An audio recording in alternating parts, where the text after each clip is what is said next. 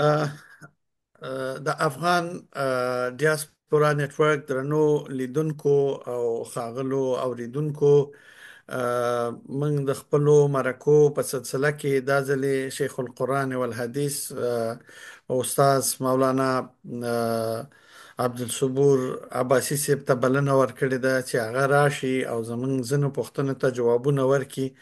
او که رښتیا ووایم چون استاد ټول افغانستان یې پیژني، د یو مبالغ د یو مصلح انسان په توګه، نو ما په خپل فیسبوک پاڼه کې لیکلی و چې زه د استاد نه ځینې سره مرکه لرم، نو ځینې پوښتنې هلته هم راغلي، هغه به هم د استاد نه کومه او نور به هم د استاد د ارشاداتو نه او فرموداتو نه برخمن کیږو. دا مرکه به زموږ ډیره داسې روانه او عادي، او غواړم چې استاد سره ډیر داسې په اصطلاح په مذهبي مسایلو کې پاتې شم، ډیر په سیاسي مسایلو کې نه. ځینې پوښتنې داسې دي چې خامخا باید زمونږ ولس ته هغه جواب شي او د دغسې خلکو لخوا جواب شي چې هغه خپله یوه مرجع، هغه خپله یو صاحب د علم او صاحب د زما په خپل فکر صاحب د خبرې، ځکه هره خبره او د هرې خولې نه اثر نه غورځي. زه مخکې د دې نه چې د استاد نه پوښتنه وکړم او خپل بحث ورسره شروع کړم، نو یوه ورځ ما په میډیا کې واورېده چې یو مشخص وایم، ځکه دلته زه دغه ډیپلوماسي او مراعات نه کوم، یو پاکستانی پنجابي عالم ویلی و چې دا محمد نبی په نوم یو کرکټر دی او دا چې افغانانو کې دا چې غږ کوي یا محمد نبی او توپ راواچوه یا درواله، په هغې کې دا یو قسم بیادبي ده یا یو قسم ګستاخي ده. نو ما به ډیر عاجل د استاد سره تماس ونیو، نو استاد سمي ویلي دا خبره څنګه ده، دی ویل چې دا هیڅ شرعي دغه نه لري، د دې خیر ویسي په هغه وخت سره به دیم په یو لیکل وکړه، او زما تقاضا د یوې ویډیویي پیغام او استاد همداسې لیکلی پیغام ورکو. نو استاد سره زما هم په ډیرو شیانو کې اختلاف و، او استاد زم د شاګرد ما درسونه مې اوریدلي دي په لغمان کې، په جلال آباد کې، او به یو وخت ډیره سخته د مخالفت او دغه د اختلاف دوره مې سره تیره کړې ده، او همیشه استاد ډیره په حوصله مندۍ راته جواب راکړی، خاصتا د دې زوی مولانا سیف الاسلام چې هغه هم زه نه پوهېدم چې د استاد زوی دی، ما به سره ډېرې جګړې کولې. په هر صورت استاد ښه راغلی، او په عمومي توګه ستاسو نه به چون نن سبا ګرمه مسله دا ده چې په ریاض کې یو کانسرت شوی دی او هلته د کعبې انځور اچول شوی دی، او په هغې باندې زموږ احساسات ډېر مجروحه شوي دي او ډېر زیات په خفه شوي وو. زه غواړم چې په دې هکله باندې مشخص ستا احساسات او شرعي نظر واورم، او زمونږ د فیسبوک یو درون اوریدونکي حافظ الله خالد هم همدغه پوښتنه ماته لیکلې ده، که تاسې د استاد نه وکړئ نو پیل به د همدې ځای نه وکړو. استاده ښه راغلی. مننه، الله دې وبخښه اټک صاحب. بسم الله الرحمن الرحیم، الحمد لله والصلاة علی رسول الله محمد وآله واصحابه اجمعین. اسلام کې څه شیان موږ ډېر مهم لرو چې هغې ته شعائر الله، او الله د شعائر الله د احترام حکم هم کړی، او قرآن عظیم الشان کې الله فرمایلی ومن يعظم شعائر الله فإنها من تقوى القلوب. څوک چې د الله د شعائر او احترام کوي نو دا د زړه د تقوا نه نښه ده. چې زړه کې تقوا نه وي نو ته به ولې په بیت الله باندې خفه کېدې؟ نو دا د زړه د تقوا نه د الله د شعائرو احترام راځي. شعائر الله څه شی دی؟ شعائر الله هغه شی دی چې د بت پرستۍ او د شرک او د الحاد په مقابل کې دا د خدای پرستۍ او د یکتا پرستۍ شعار. نو هغې کې بیت الله شریف هم شامل دی، قرآن شریف هم شامل دی، صفا او مروه هم پکې شامله ده. ځکه دا ټول شیان چې څوک کوي دا د خدای پرستۍ دپاره، د الله د بندګۍ دپاره کوي، د الله د اطاعت دپاره کوي. دې کې د شرک شایبه هم نشته. او الله پاک دې باره کې جدي دی. کله چې د حدیبیې په کال باندې مسلمانان د عمرې نه ایثار کړل، نو خلک غضبناک شو. انسان دی. کله چې مدینې منورې ته راغلل، نو هغې ولې چې دې خوا شمال خوا نه کوم قبایل حج ته راځي، نو دې لاره خو په موږ ده که نه، په مدینه ده که نه، نو دا مشرق قبایل به موږ حج ته نه پرېږدي، حج ته به نه پرېږدي. قرآن د دې تصور او یا د دې ارادې الله اصلاح وکړه. الله فرمایل قرآن عظیم الشان کې ولا یجرمنکم، الله فرمایل چې ولا یجرمنکم شنآن قوم علی الا تعدلوا اعدلوا هو اقرب للتقوى وتعاونوا على البر والتقوى ولا تعاونوا على الاثم والعدوان. چې تاسو خو نیکۍ کې مرسته کوئ او بدوی کې مخالفت کوئ د خلکو، او د یو چا دشمنی د دې باعث نشي چې تاسو بې انصافي وکړئ. دې ته ورته آیات یو بل هم شته. د دې مفهوم علماو دا بیان کړی دی چې ګوره صحیح ده چې هغه تاسو عمرې نه منع کړئ، خو څوک هم چې داسې یو کار کوي چې هغې کې د خدای پرستۍ یوه شایبه موجوده وي، نو هغې کې مرسته کوئ. اوس هغې حج ته را رواني یا عمرې ته را رواني، نو که دا بت پرست دي و که مشرک دي و که هر شی دي، نو حج او عمره خو د الله دپاره کوي، هغې کې خو د شرک څه مسله نشته ده. نو تاسو به دوی ته تعرض نه کوئ، ځکه چې د الله د کور په نیت باندې را روانېږي، نو تعرض به نه کوئ. همدغه شان قرآن کې الله فرمایلی چې د حرم پاک موږ حرم محترم ګرځول. ومن یرد فیه بالحاد بظلم نذقه من عذاب علیم. چې څوک دې کې کجروي کوي او زیاتې کوي، چې یو د هغه کجروي او زیاتې نه لکه هلته شرک کوي یا د دې بې ادبي کوي، نو موږ دردناک عذاب چې دی هغه به درته ورکوو، دردناک عذاب به ورکوو. یعنې دا مسله دونه مهمه وه چې دا قرآن عظیم الشان مطرح کړه. مزدلفې ته قرآن خپله ویلي فاذکروا الله عند المشعر الحرام، دغه محترمې نښې تر څنګ الله یاد کوي، دغه محترمې نښې تر څنګ. همدغه شان نور آیاتونه هم د دې باره کې شته، د منا د ورځو باره کې، د عرفات باره کې، د هغې باره کې چې الله ډېرو په درنو الفاظو باندې دا یاد کړي دي. نو دا کار چې دی خلکو وکړو، نو دی خو ډېر غلط کار وکړو، ډېر بد کار یې وکړو، او دې باندې ټول عالم اسلام خفه دی، نو ټول مسلمانان پې خفه دي. نو موږ د دې تقبیح هم کوو، مذمت هم کوو، بد هم ورته وایو. نو الله دې دوی ته سمه لار وښیي، الله دې ورته د نیکو هدایت وکړي. څه به ووایو؟ استاد یو زمونږ یو ملګری ابراهیم صافي یو ډیره جالبه پوښتنه کړې، البته دا پوښتنه زما هم وه چې موږ د ذکر او د اذکارو په نوم باندې ځینې خرافات ګورو، ګډاګانې ګورو، خاصتا په مساجدو کې. ولې د دې په ضد باندې زمونږ علما یا زمونږ حکومتونه چپ دي او څه نه وایي؟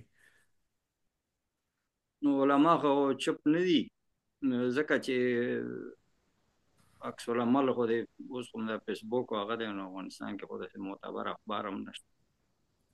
نو ټویټر کې، په فیسبوک کې، په دغه سوشل میډیا کې خو علما د هغې خلاف خبره کوي، هغه کوي. نو پاتې شو حکومت.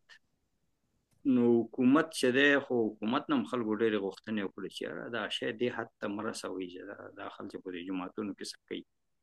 نو د حکومت څه پالیسي به وي، نو او علماو خو خپل غاړه خلاصه کړې ده او د حکومت نه مطالبه هم کړې دي، ما خپل ډېر شیان لیکلي دي په خپل صفحې نه، او بد کار دی. استاد یو پوښتنه چې زه مجبور یم همدا پوښتنې به وکړم، بیا دوه درې پوښتنې زما خپل هم دي ډېرې.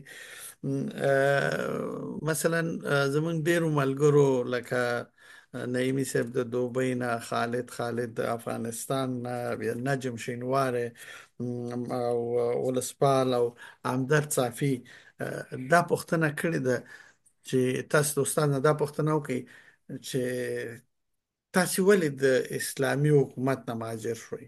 ولې وطن کې نه اوسېږئ؟ زه خو د اسلامي حکومت نه یم مهاجر شوی. تا ته خو کم از کم معلومات دي، زه خو د اشرف غني په وخت کې راغلی یم، اسلامي حکومت نه یم مهاجر شوی. بیا موږ دلته کور شو، غریب سړی چې دی بیا کورم جوړوی نشي چې بیا هلته منډه کړي.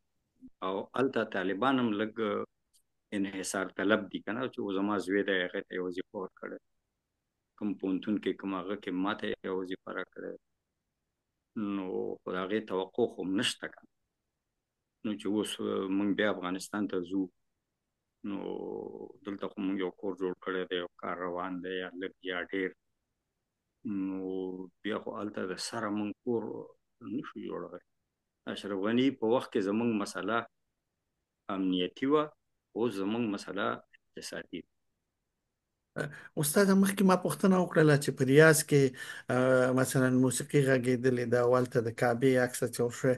خو زما مشخصه یو پوښتنه د موسیقي په هکله ده چې ستاسې د نظره موسیقي یعنې څه حلاله ده، حرامه ده، په شرایطو ولاړه ده، او که نه په دې کې مطلق کوم حکم دی؟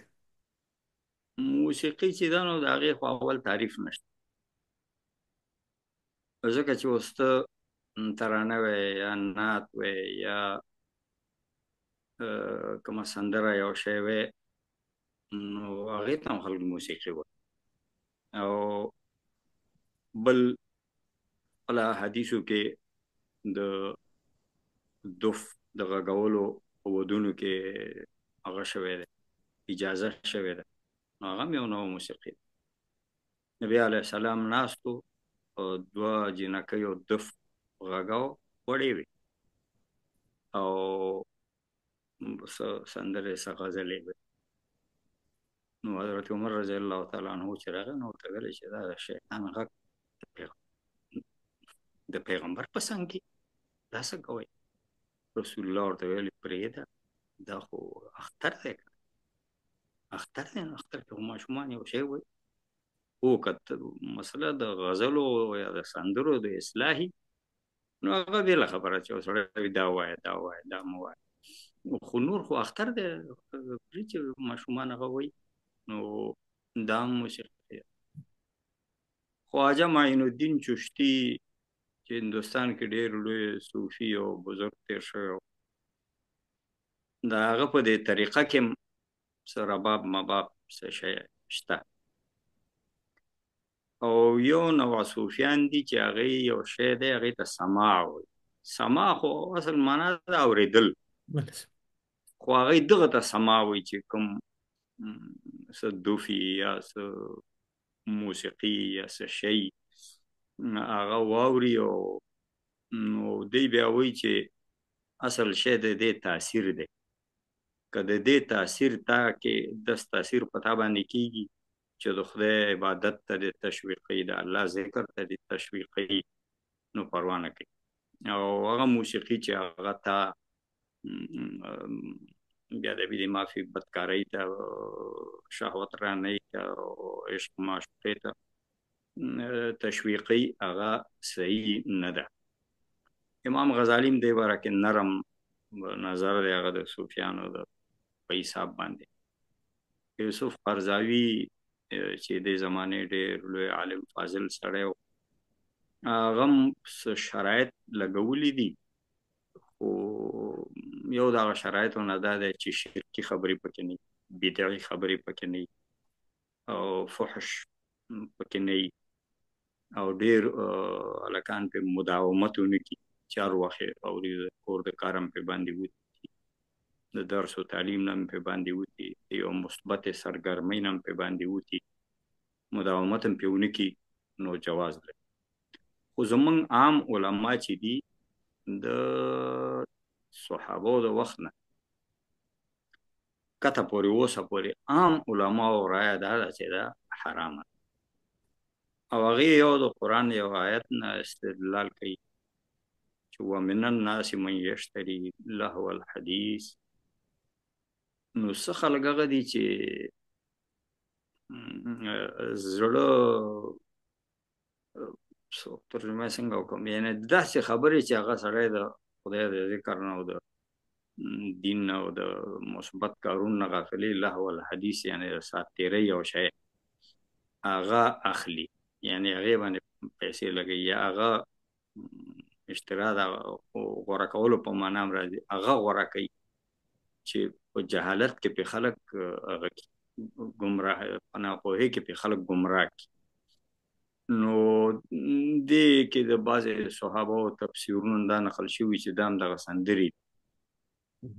دغه سندرې دي او نورم د صحابه او شیان نقل شوي د همغې نه بیا تابعینو کته د جمهور رای هم دا راغلی ده چې دا شی درست نه دی خو وخت په وخت پکې خلکو اختلافات کړي ابن حزم ظاهري او سړی تیر شوی ډېر لوی عالم او هغه دغه کتاب دی المحلا هغه لیکلي چې موسیقي حلاله ده نو او ویلي چې دا چا حرامه کړې نه الله حرامه کړې او نه پیغمبر دا هغه چې دی د آیت د هغې چې هغې دا معنا نه ده نو عمومي علماو رجحان دې ته دی چې دا آرامه ده او درست نه ده خو وخت په وخت داسې علما او محققین او څېړونکي مخې ته راغلي چې د هغې نظر دې باره کې نرم خو اوس زمانه کې چې کومه موسیقي ده د هغې سره ښځې پکې راځي د هغې بربند نیم بدن لغړي لوسي هغه پکې ښکاري او شعرونه او هغه شیان هم چې وایي بالکل نامناسبه نو دې ته خو هېڅوک حلال یا درست یا جواز نشي ویلی موږ چې مهاجرونو هلته یو سید صاحب نو هغه شاعري کې به موږ ګوتې وهلې پښتونو بیا هغه به ویلی پخوا شعرونه چې و درانه و د پښتنو شعرونه درانه و او د نور چا هر څنګه و خو لکه موږ د خپل شاعران چې کتل لکه رحمان بابا حمید بابا او خوشحال خان خټک شعرونو کې هغه ډېر نشته خو هغه لږ آزاد طبیعت سړی داسې ډېر بد شیان هغه پکې نشته هغه وی اوس د پښتنو کور ډمخانه شوه لکه شاعر په حساب ما به ورته ویل څنګه باچا صاحب وی خو ګوره که نه وی چې خلک زما په نندارو ما تا ته کتل نو مطلب وی د پښتون کور ډمخانه ده نو هغه په بام ولاړه ده ټوله دنیا هغې ته ګوري او هغه خپل یو کس ته ګوري نو وی داسې شعر دی چې دی وی نو دا بعضې علماو چې روان ویلي یا شرایطو سره روا ویلي نو هغې همغه موسیقي ویلې ده چې هغه کم از کم درنه وي سپکه نه وي د ښځې بدن ورسره ښکاره نه شي بعضو پښتان ویلي چې د ښځې غږ نه وي نو اصل کې د موسیقي نه څه تعریف شته او نه دا صحت باندې ودرېږي اوس که یو سړی هغه د معین الدین چشتي موسیقي وایي چې بس سما روا ده او هغه د دې وخت یوې ډمې د موسیقۍ سره هغه کې مقایسه کې چې بس دام روا ده نو دام چې دی زیاتی دی استاد خبره د شاعرۍ وکړله ستاسې د شاعرۍ سره یا د شعر سره مینه شته او دویمه پوښتنه مې د دې سره دا ده چې ستا د خوښ شاعر به څوک وي ما ځوانۍ کې څه شعرونه ویلي مو هغه کتابچه ما نه ورکه شوه هغه مې شته استعداد مې پکې شته بیا هغه وروسته شو بیا موږ د مضامین دیني هغه شو خوش مضامین شو.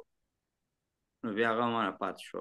نو هغه چې دی شاعري سره مې دلچسپي شته ده. او یو خو د مینې خبره ای، نو د مینې په حساب باندې خو زمونږ د پښتنو شاعرانو کې ما د رحمان بابا شاعري ډېره خوښېږي، چې هغه هم واعظ دی او هم تبلیغ دی او هم دعوت دی او ښې خبرې کړي دي ډېرې. خو داسې خبرې دي چې او نور هم بیا یکه دوکه شاعرانو هغه زه ګورم. او بل اړخ د شاعرۍ چې دی هغه د غیرت، د ویښتابه او د قوم د پاڅون او د هغه خبره ده. هغه کې بیا مې د خوشحال خان خټک هغه خوښ دی. رحمان بابا خو محض یو دینی کلام هغه ویلی دی که نه، یو دینی کلام یې ویلی، خلک یې الله ته متوجه کړي، مونځ ته یې متوجه کړي، نیکو کارونو ته یې متوجه کړي. او خوشحال خان چې دی هغه د قوم د بیدارۍ په اړه باندې څه ویلي. بیا زموږ دا وطني شاعران دي که نه، ګل پاچا الفت صاحب دی، زه خو هغه ته د پښتنو علامه اقبال وایم. نو هغه ډېر ښه شاعر دی. دا ګل پاچا الفت په دې جمعیت اصلاح کې ما مشهور کړی. نو شعرونه به یې ما راوړل، هلته په بورډ به مې لګول، بیا ډېر مشهور شو په هلکانو خوښول. او کل کې د دین په عصري وخت کې تعبیر چې ښه تعبیر یې کړی دی او ښه پرې پوه شوی همدغه ګل پاچا الفت او علامه اقبال چې اسلامي دایره کې دننه شو. نو علامه اقبال او ګل پاچا الفت دي چې هغه په دې خبره ډېر پوه شوي چې دین څه شی دی، دین څه غواړي، مسلمان ملت. یو خو زموږ د قوم خبره، بل د ټول امت په سطح خبره ده. نو د الفت شاعري چې ده نو هغه قومي رنګ هم لري او د امت رنګ هم لري. علامه اقبال شاعري چې ده اول کې قومي رنګ درلوده چې هغه وی ساری جهان سے اچھی ہندوستان ہمارا. نو هغې کې معینالدین چشتی م یاد کړی او بابا نانک م یاد کړی. چشتی نے جس چمن میں توحید کا نغمہ بولا اور نانک نے جس چمن میں توحید کا گانا گایا که څه شی ویلی. نو هغه قومي هندي قومي هغه پرې غالب. خو بیا وروسته هغه محض اسلامي فکر طرف ته رامات شو.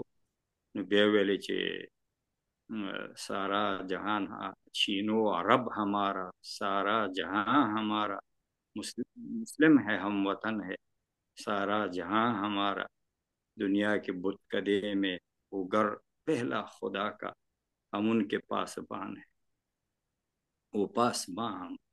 نو دغه فکر بیا اسلامي طرف ته راغی او د رحمان بابا خو اول نه فکر اسلامي. استاد یو پوښتنه چې ډیر ما زوري او پوښتنه نه ده، یو حالت مثلا زه خپل ما پنځ کتاب لوسته دي او ما د ډیر وخت په دې فکر کوم چې دا پنځ کتاب لکه چې د قران شریف پورې مربوط یو کتاب دی. نو دغه قصه ولې د تاسو مولوی صاحبانو د زمنګ سلفو مولوی صاحبانو د رحمان بابا ټول هر ملا چې وګوري هغه به د رحمان بابا شوقي استاسي په شمول او تاسو هغه خپل یو په اصطلاح یو مذهبي پیر او یو یو یو عالم غني رحمان بابا بشک یو عالم انسان. ولی تاسو د رحمان بابا کتاب مونږ ته نه لوستو په دې مکتب په دې جمعهتونو کې چې تاسو مونږ ته پنځ کتاب لوستلو دا ولی دا کار تاسو کولو؟ دې شیانو باندې بولان صاحب د حکومتونو ډېر تاثیر. افغانستان کې چې دی اوله ژبه دفتري ژبه او د کار ژبه عربي وه. بیا د سلطان محمود غزنوي په وخت کې د هغه کوم وزیر هغه دا شی فارسي ته واړو، بیا د فارسي ژبه وګرځوله.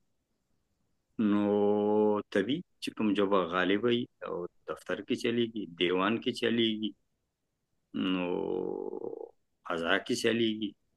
قضا قوالی خو به دې لیکلي، قاضي فارسي ادبیات باندې لیکل شوي.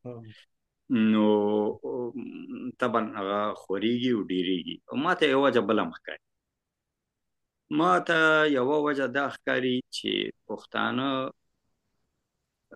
پخوا چې تېر شوي د جنګ او د ملکونو د نیولو او د دې شیانو ډېر شوقیانو، او زیات نه زیات که چا دینی درس یو شی وویلې که نه، دا د لیکلو او د شعر شاعرۍ او د ادب دا شی پښتنو کې ډېر وروسته راغلی.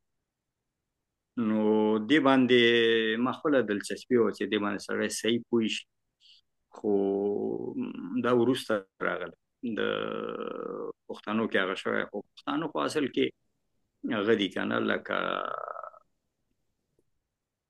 مالدار او رمو والا او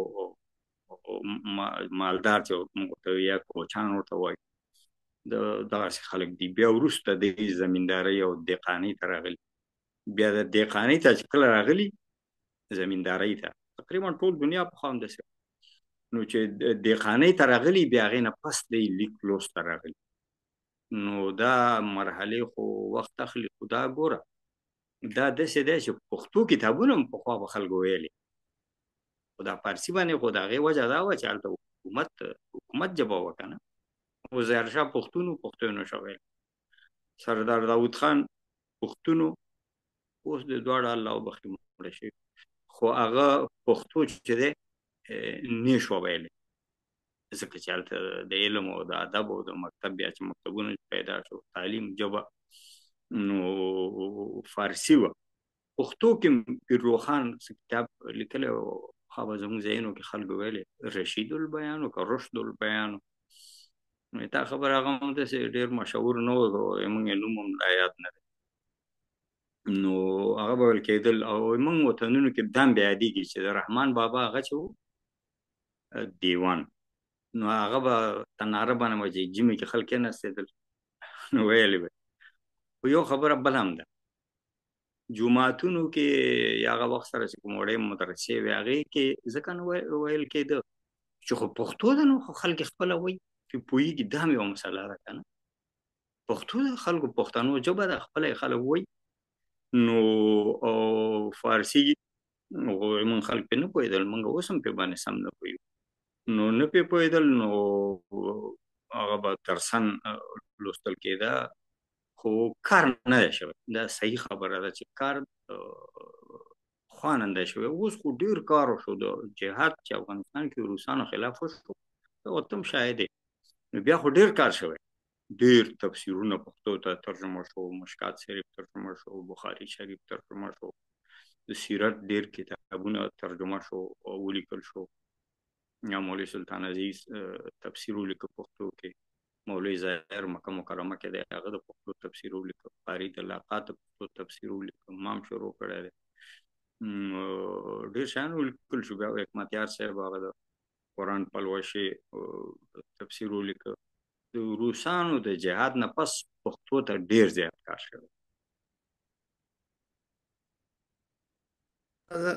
وایي چې ته د نور سمندرونه زه د خاورې او ذره، دا زما او ستا به څنګه شي دوستي او یارانه. دا د غني خان یو شعر دی، غني خان د باچا خان د زوی. نو صحیح. د هغې د شاعري سره بلد ناست دی استاد؟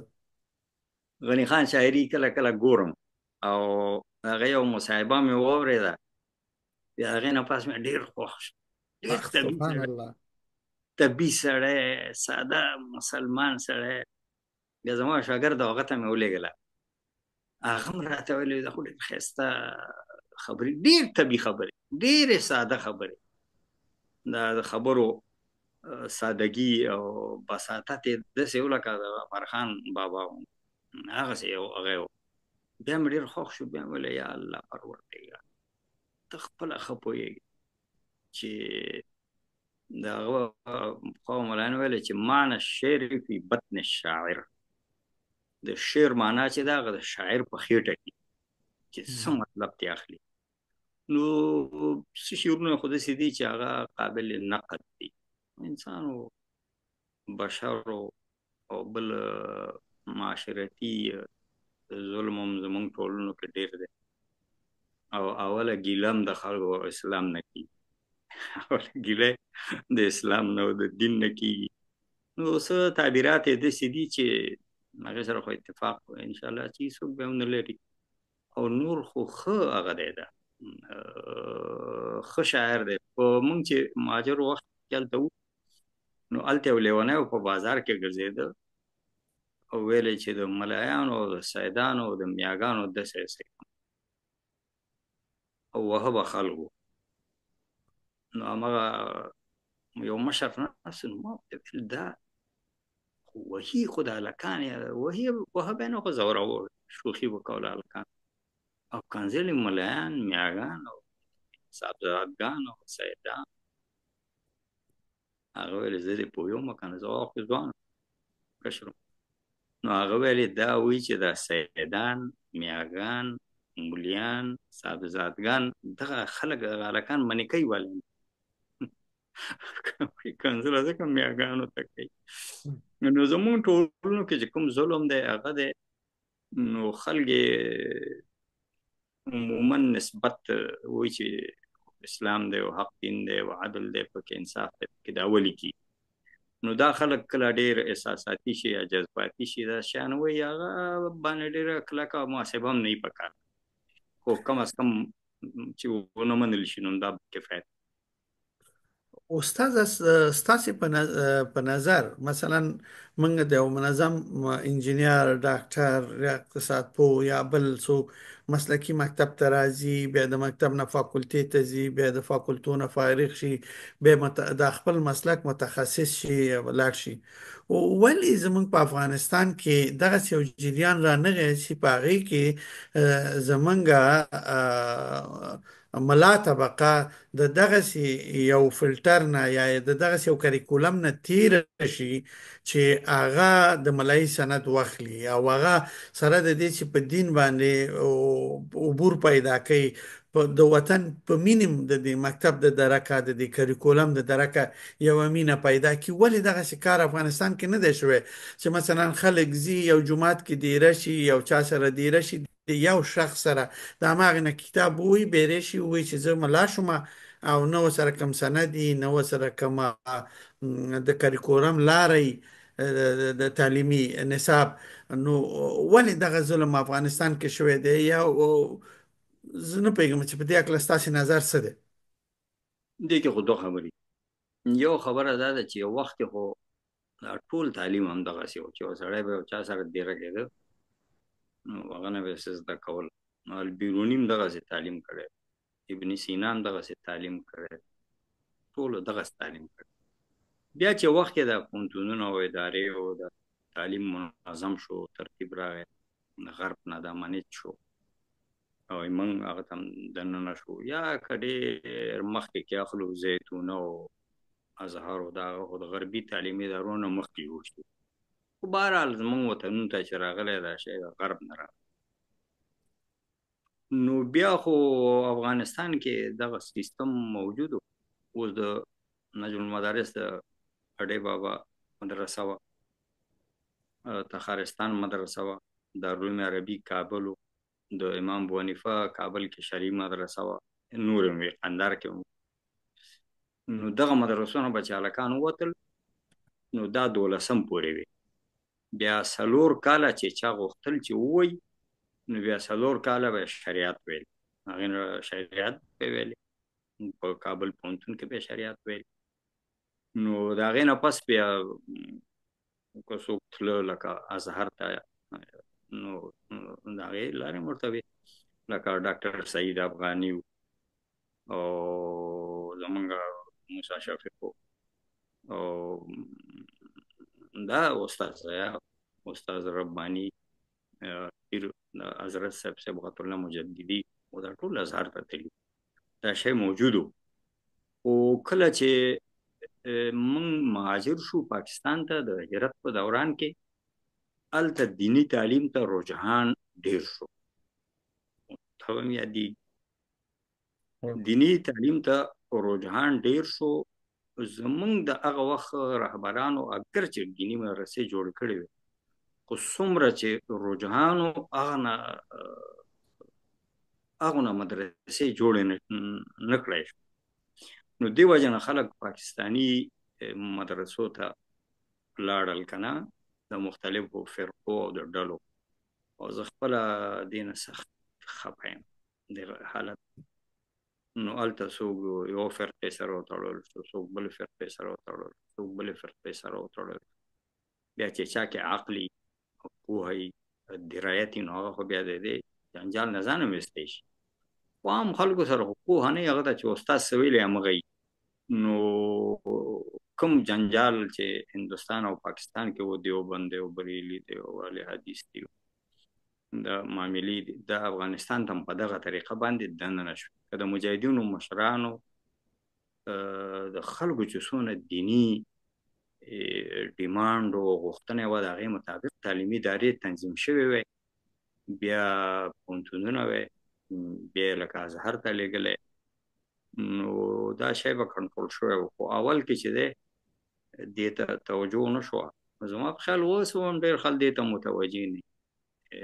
متوجه نه وي چې پاکستاني مدارسو کې زمونږ د هلکانو درسونه هغه مونږ ته ګټه به هم کړي، خلکو به څه شی پکې زده کړی، خو د ګټې نه تاوان ډېر شوی. جزاک الله استاد، تاسو په دغه خبرې ډیر ښه نظر راکړو چې رښتیا هم دغه مدرسو موږ ته ډیر تاوان کړی دی. خو لیکن استاد ما یو خبر اوریدلې و، یا مې لوستې و چې غازی امان الله خان د دې لپاره یو ترتیب هم دغسې لرلو چې په هغه وخت کې باید هر چا ته ملا ونه ویل شي، او هغه څوک باید ملای چې هغې سره دولتي سندي. خو داغه بیچاره مخ په دی ونیول شو چې د ملایانو خلاف دی.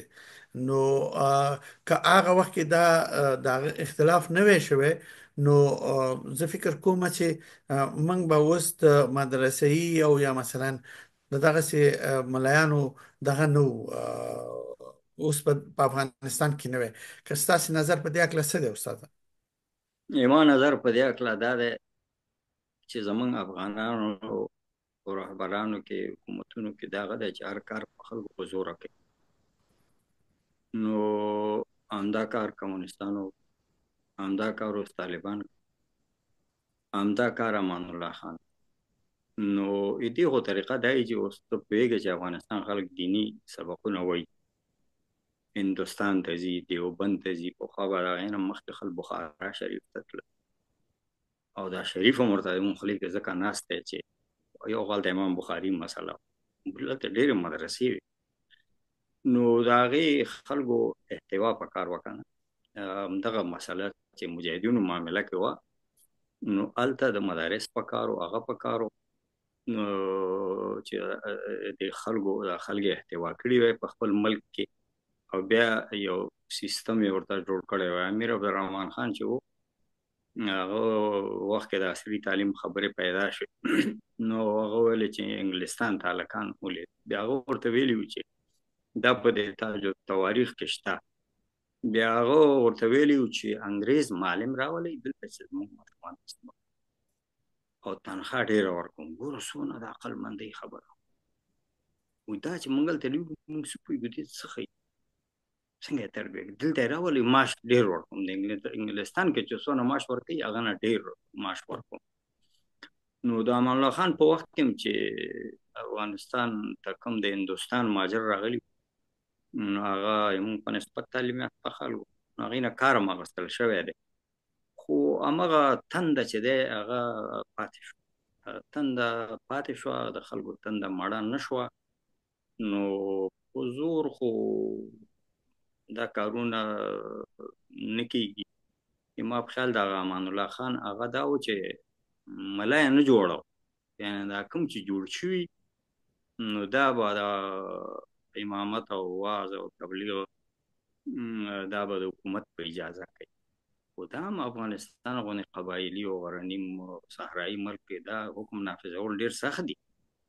لکه زمونږ هغه چې دی مشرقي، هغې مثالونه به زه وایم. ته په کشمون کې څنګه پوښتنه کوې دلته ملا څوک دی، او څه دې ویلې خلک دې مړ کوي چې ته اوس ملایانو پسې ګرځې. زمونږ فرشغان کې نورستان کې به څنګه معلوم، صحراګانو کې به څنګه معلوم. دا کار د افغانستان باچایانو په ښه طریقه باندې مؤثره طریقه باندې منیج کړی نه دی. خو د اقتدار هم خو یو زور او نشه او جذبه هغه اول کې دا ګڼي چې دا هر شی ځکه وایي بیا پستوینی مشکلات شو. کمال الله خان دوم کرته بیا راغلی وی دې شو ډېر ښه کارونه کړي، لکه ښه په دې معنی چې دا مسله به ښه به کړې وه، منیج کړې به یې وه. خو هغه سره خو بیا نادر خان چلو غفار خان بابا چې دی په زما جدوجهد او ژوند، زما ژوند او جدوجهد کتاب کې لیکلي چې نادر خان راغی ټل ته، نو دا مونږ ورته ویلي چې دا خو امان الله خان پاچا دی نو دا څنګه به کېږي. وایي زه همغه بېرته راولم، تاسو ما سره مرسته وکړئ، همغه چې دی زه بېرته راولم. نو کو دا ټکر سر چې سړی وخوري بیا هغه ښایي تجربه یې وشي که نه، ژوند هغه ته ډېر شیان وښایي. نو خو شهزاده و نو هغه داسې ټکر خو نه و خوړلی، خو بس زموږ د افغانانو بیا دغسې قسمت دی نو چې هغه دوم کرته هغه نه شو، او هغه فرار شو. غني خان هم هغه خپل هغه کې ویلي چې غفار خان بابا چې دی هغه ویلی چې تاسو څه هلکان چې داسې د فرسټ ایډ باندې طبي شیانو باندې پوه شي هغه برابر کړي چې دوی سره لاړ شي. نو خدای چې بچیان چې هغه د هوښیارو خلکو خبرې ته غوږ نه ږدي، هغه څه کوي چې څوک پاچا شي هغه هوښیاري. نه نادر خان غوږ کېښوده د خان عبدالغفار خان خبرو، او نه امان الله خان غوږ کېښوده د مشرانو خبرو.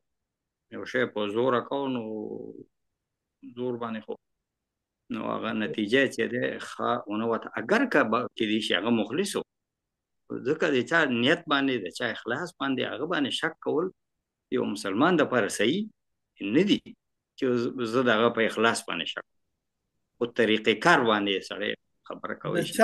استاد اشاره هم چاته ده؟ امان الله خان ته ده. مالې د هغه نیت به صحیح و، هغه به خدمت غوښته، خو د هغې دپاره چې کوم ترتیب کړنلاره چې غوره شوه که نه، نو هغه یې مونږ په خیال صحیح نه و. نو او د هغې دلیل هم همدغه دی چې هغه تحمل نه کړه افغانان.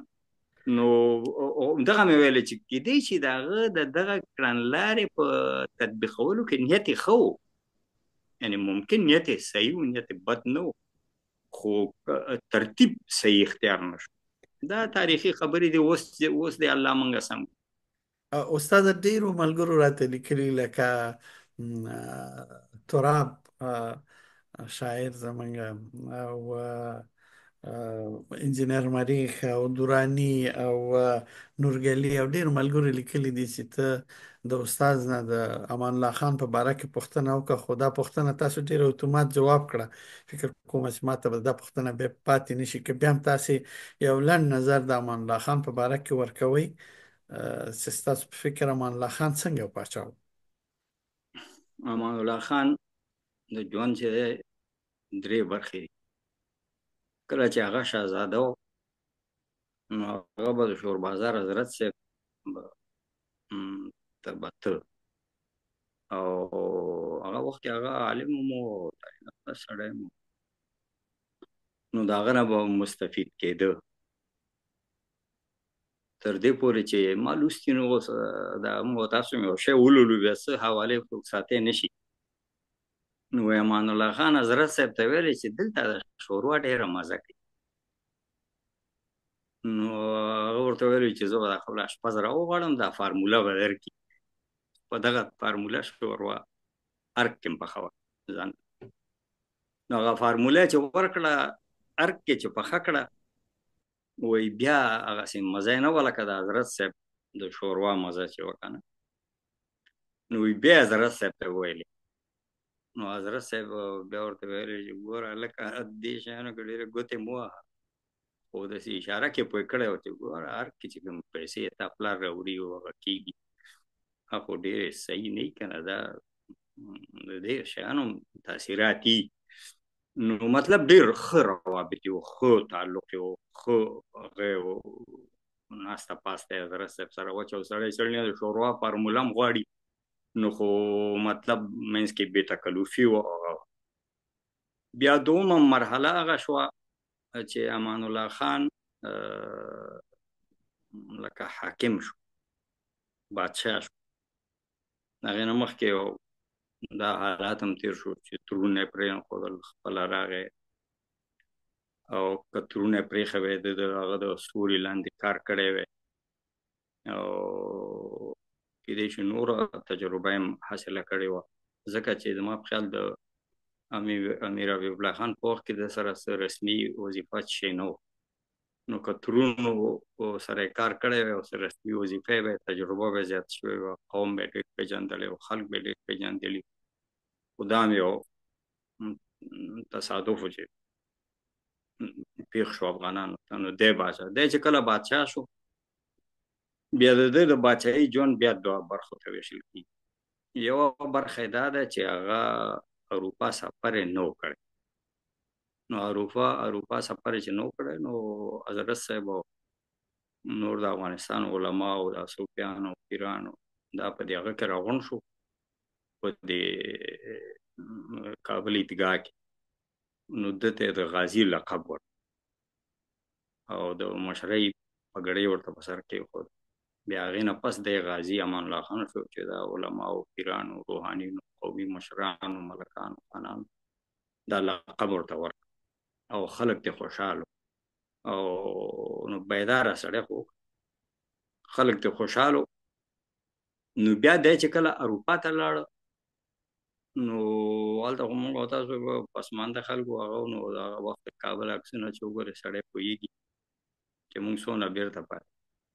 نو اروپا خو نوې ځوانه وه او پرمختګ یې کوه، پرمختګ کړی و بعضې برخو کې. نو دی هلته متاثره شو او والله اعلم زه خو وایم چې هغه ډېر شوقي و چې دا څنګه زر دا کار افغانستان کې وشي، افغانستان کې هم دا کار وشي دا ملک ښه طرف ته روان شي. خو همدغه ځای کې بعضې اقدامات چې هغه ډېر نه مهم و، نه فرض و نه ضرور و او د هغې نه بغیر ترقیم کېدی شو او نو بعضې شیان په عجله باندې وکړو نو او بعضې غلط فهمۍ وې، بعضې غلط فهمۍ پیدا شوې، هغې غلط فهمیو حلول پکار و که نه، قناعت پکار.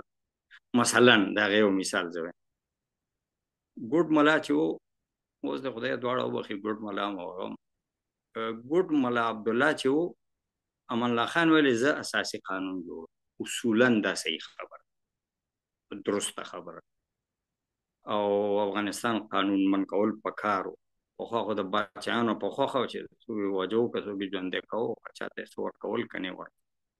نو دا خبره خو ښه اصولي او علمي او سیاسي او ګټوره خبره وه. نو هغه سره به قرآن شریف په دې کابل کې به ګرځېده ویلې چې دا ښه دی که امان الله خان قانون کړی. نو چا ویلی شو چې د امان الله خان قانون ښه دی؟ خلکو وایي دا ښه دی. نو چې خلکو وویلی دا ښه دی نو هغه خو نه مني. نو دا زما په خیال باندې غلط فهمي وه، غلط فهمۍ ایجاد شوې د ملایانو او د حکومت ترمنځ غلط فهمۍ ایجاد شوې او افغانستان کې د حکومت ولۍ ترتیب دا و چې دا به علماو او بادشاهانو په شریکه چلاو، په شریکه باندې به دا کار چلاو. نو ملایانو به خلک اطاعت ته سمع ته دعوت کول او ډېر تیزې هغه خبرې به نه کولې او هغوی به ملایانو نه مشورې اخیستې. دلته دغه توازن مختل شو، دغه توازن مختل شو او کومې غلط فهمۍ چې پیدا شوې زه اوسه پورې په دې سوچ کوم چې دا دې رفع کول خو ډېر اسان و د دې غلط فهمیو. ولې رفع نه شوې؟ ولې سره کېناستېدل؟ ولې سره تفاهم ونه شو چې وروره قرآن شریف خو په دې معنا اساسي قانون نه دی چې اوس قرآن شریف کې دا شته چې وزارتونه به سوي، قرآن شریف کې دا شته قاضیان به څوک مقرروي، قرآن شریف کې دا شته چې کابل کې به څو ښاروالۍ. نو اساسي قانون خو ټول ژوند ټولې برخې تقسیموي. قانون برخه خو صحیح ده چې حاکم الله دی او قانون زموږ شریعت دی، دا خو دوه درې خبرې شوې. نو دغه مسله کې چې دی لږه غلط فهمي پیدا شوه او دا موږ د افغانستان تاریخ باندې چا کتابونه لیکلي، نو امان الله خان زړه تنګی شو، هغه د پغمان په جرګه کې ویل چې زه انقلابي بادشاه یم، د هر شي په زور. او دا هغه د خولې نه په غوسه کې ملایانو ته ناسم الفاظ هم وتلي، هم د زموږ تاریخونه والا ذکر کړي. نو دغه ځای کې د کړکېچ چې دی هغه پیدا شو. نو بیا ګورې دې تا ته بل مثال وایم، کله چې نادر خان راغی نو هغه د خوشحالي کورنۍ وه پوهېدل، نو هغه ډېر آرام شو، ځکه د همغه سنتي طریقه باندې حکومت چلول شروع کړه. دغه د جنکو تعلیم نادر خان بیرته شروع، هېڅ ملایانو مقابله ونه کړه، په ترتیب سره هندوستان ته فتوا ولېږله، مفتي کفایت الله ته، هغه هلته غټ مفتي و. نو هغه یو جواب ورته ولیکه، هغه جواب اوس هم د افغانستان ارشیف کې شته، مخکې خلکو نشر کړی و د طالبانو ته، چې دا ما هم نشر کړی و، چې هلکه د افغانستان دا تعلیم د جنکو چې دی دا د مفتیانو په فتوا باندې شروع شوی. نو دا اوس هغه د افغانانو د مزاج پېژندو خبره وکنه، چې اوس هندوستان کې یو ډېر غټ مفتي ووایي چې دا شی باید شروع شي. نو اوس شرایط هغه ذکر کړي و، څادر و پرده و، هغه ټول مني. نو دا شروع بیا ظاهرشاه چې دی د هغې نه یو دوه قدمه مخکې لاړه، په ډېر ترتیب سره او ډېر نرمۍ سره او سلیقې سره. نو ظاهرشاه خو ټول هغه کارونه وکړه چې امان الله خان به کول، هغه باندې هغه په خلکو هغه ملامته کو، ده ته بیا چا څه ویلي هم نه، خو دوی په چل او طریقه باندې چې دی پوهېدل. بیا داود خان وخت کې خو کمونستان حکومت کې دننه شو، نو بیا خو ډېره حالت ډېر خراب شو. او بیا چې د کمونستان حکومت راغی، هغه سنت بیا مات شو چې ملا او حکومت په شریک حکومت چې دی هغه چلی. لکه د پاکستان باندې زموږ د ځوانان دا اعتراض کوي چې ملایان یې ټول ایسای کې دي، ایسای کې نه دي، خو هلته حکومت چې دی د حکومتي سیستم په چلولو کې ملایانو نه مشوره اخلي، خبره ورسره کوي، هغه ورسره کوي، یو نه و مطمئن کړي دي که کاذب اطمینان دی او که صادق اطمینان دی، او دا ځان ته بیا وباس دی، خو مطمئن کړي دي. نو کمونستان وخت کې چې هغه اطمینان بیخي ختم شو، نو بیخي لکه ملاکوشي شروع شو. نو ودې لیدل چې هغه 2 کاله آرام حکومت ونه شو کړی، ځکه هغه سنت مات شو. نو بیا چې کرزی راغی، نو ظاهرشاه ورته ویلي و چې یو دغه محراب او منبر تحفه کې کرزي ته قرآن شریف هغه ورکړی جانماز، ته ویلي چې دې شیانو خیال ساتئ. ترتیب سره کار چلول، کرزي سره ډېر زیات ملایانو، ډېر هغه او نو لکه هغسې یو ملایي بغاوت ونه شو که نه، دا 20 کال نه مخکې حکومت ختمېده، نو څه خلک دې خوا ته هم رامات شو. نو دا ته خو ماشاءالله تعلیم یافته سړی او دا ورونو چې سوال کړی دی تعلیم یافته خلک دي. اجتماعي مسلې په انقلابي اقداماتو نه حل کېږي، او شوروي کې انقلابي اقداماتو باندې تغییرات راغله، څه شو؟ اوس امریکایان اجتماعي اصلاحات د شورویانو ډېر بد کړي دي، ډېر بد، فحشا او بدي او منکر خورئ، خو ډېر طریقې سره خورئ کنه، هغه د حکومت کوي او روس مات شو. نو د اجتماعي مسایلو کې ډېرې باریکۍ دی، دې کې ډېر د اجتماعیاتو د پوهانو سره، د علماو سره، د قوم د خانانو ملکانو سره مشوره باندې چې څه اقدامات وشي. نو د ورانېدو نه خو یو کال کې 3 کال کې دې وشي، خیر د سیستم د ړنګېدو نه د ورانېدو نه خو دا کار ښه دی که نه. خو بم موږ هم ملایان یو، هغه یو امان الله خان چې غوسه شوی او هسې خبرې کړې وي، نو موږ خولې نه به څه خبره خو وځي که نه. نو هغه مطلب دا دی چې هغه دی چې پوره خبره خو ستاسو څوک ونه اوري، بیا هغه نیم غوندې یو شی هغه قطع کړي او چا د بدنامولو لپاره هغه. استاد اوس تاسو ګورئ لکه منګه پخوا که منګه مهاجرت یا کډوالي کړې وه چې نن سبا ورته ډیاسپورا وایي، نو منګه یوازې تللی یا ایران ته یا پاکستان ته بیا په قلاره قلاره موږ ستاسو ډیر خواره شو او زمونږ دا بچي به څه کوي دا دیني زده کړې به دی څنګه کوي منګه به څنګه دی کې د کلتور باس خو به بیخي لږ غاړې ته پرېږدم دا مذهبي دغه به موږ څنګه دی کې وساتو دا تعلیم دا تحصیل دا سیرت دا خداشناسي به څنګه دی کې موږ وساتو په دغسې ماحول کې چې بیخي بربند دی بیخي لوس دی هر څوک د خبرې ازادي لري هر څوک د مذهب ازادي لري هر څوک د هر څه ازادي لري موږ څنګه کولی شو چې خپل بچي د قرآن سره د مذهب سره د دین سره تړلي وساتو نو دا مې یو اجتماعي مسله ده ما نه خو دې باندې تاسو ډېر پوه شئ خو زه چې څونه پوه شوی یم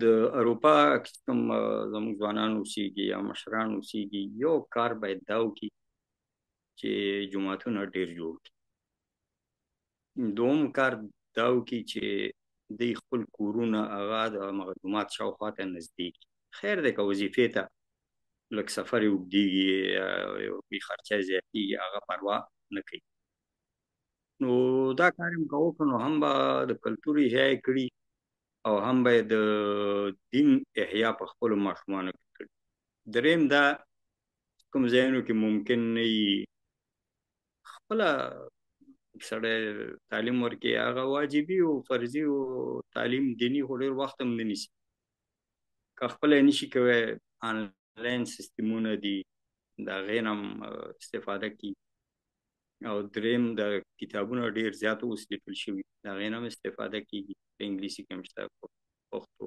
فارسي اردو ټول ژبو کې شته مسلمانان د هغې نه استفاده کوی شي دریم غربي ټولنې مضرو اثراتو نه د ماشومانو بچ کولو دپاره یوه رایه دا یو ترتیب دا دی چې د تلویزیون کتل کم شي هلکان خپل درسونو ته زیات متوجه کړی شي دوم دا دی چې که کله تلویزیون وي چې اجتماعي وکتی شي مور هم ناسته وي پلار هم ناست او هغې کې چې کوم غلط شیان راځي چې هغه به هغې باندې انتقاد وشي ماشومان ته وویلی شي چې دا ګوره دا غلط دی دا ښځه لوچه راغلی دې ښځې څادر نشته او نیا چې دی د هغې واړ څادر په سره او نیکه به دی داسې و نو چې خپل تاریخ سره وتړي نو انتقاد وشي یا چې ماشومان سړي سره بازار ته وځي مارکیټ ته سودا اخلي